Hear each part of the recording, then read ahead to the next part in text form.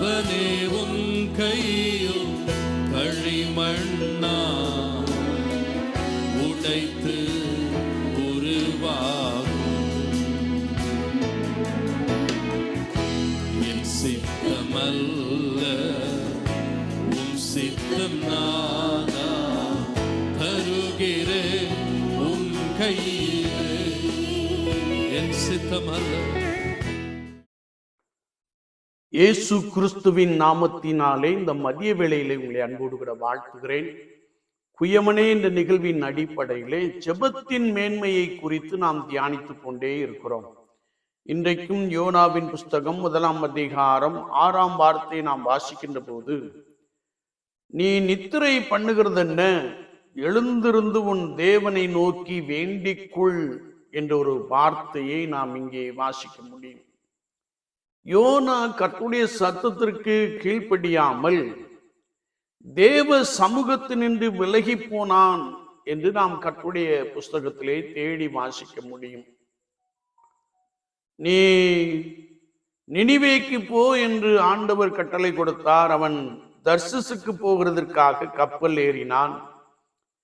அப்படி அவன் கப்பல் ஏறி சென்ற பொழுது அங்கே மிகவும்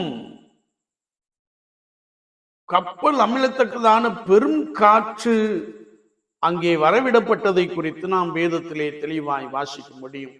இந்த யோனாவோ எதை குறித்தும் கவலைப்படாமல் கப்பலின் அடித்தளத்திலே நித்திரை பண்ணி கொண்டிருந்தான். அந்நாட்களில் ஒருவேளை அவருடைய முறைமையின்படி இது யாரால் வந்தது என்று சீட்டு போடப்பட்டது. சீட்டு யோனாவின் பெயருக்கு உளுந்தபடியினாலே அவர்கள் யோனா எங்கே இருக்கிறான் என்று தேடி கப்பலின் அடித்தட்டில் நித்திரை பண்ணி கொண்டிருந்த அவனை எழுப்பினார்கள். நீ நித்திரை பண்ணுகிறதென்ன, உன் தேவனை நோக்கி வேண்டிக்கொள் என்று சொல்லுகிற ஒரு வார்த்தையை நாம் வாசிக்க முடியும். ஏனென்றால் இவனை குறித்து அவர்கள் கேட்டபோது, நான் தேவ சமூகத்தினின்று விலகினவன் என்று சொன்ன உடனே நீ தேவனை நோக்கி வேண்டிக்கொள் என்று சொல்லுகிற ஒரு வார்த்தையை நாம் தெளிவாய் அறிந்து கொள்ள முடியும். என்னை கேட்டுக்கொண்டு இருக்கிற என் அன்பு சகோதரனே சகோதரியே, கர்த்தராகிய இயேசு கிறிஸ்துவை பின்பற்றுகிற அனுபவத்திலே, விசுவாச வாழ்க்கையிலே நான் கர்த்தருடைய சமூகத்தினின்று விலகுகின்ற பொழுது அல்லது தேவனுடைய சித்தத்திற்கு மாறாக செயல்படுகின்ற பொழுது, தேவனுடைய திட்டத்திற்கு மாறாக நாம் ஓடுகின்ற பொழுது, ஆண்டவர் பெரும் காற்றை அல்லது பெரும் பிரச்சனையை அவர் கொண்டு வருகிறார் என்பதை குறித்து வேதத்திலே நாம் வாசிக்க முடியும். ஒருவேளை அவர் கொண்டு வருகிறார் என்றால் நம்மை அல்லது யோனாவை சரிப்படுத்துவதற்காக ஆண்டவர் அதை அனுமதித்திருந்தார். எனவே நீ தேவனை நோக்கி வேண்டிக்கொள் என்று சொல்லுகிற ஒரு வார்த்தையை நாம் வாசிக்க முடியும்.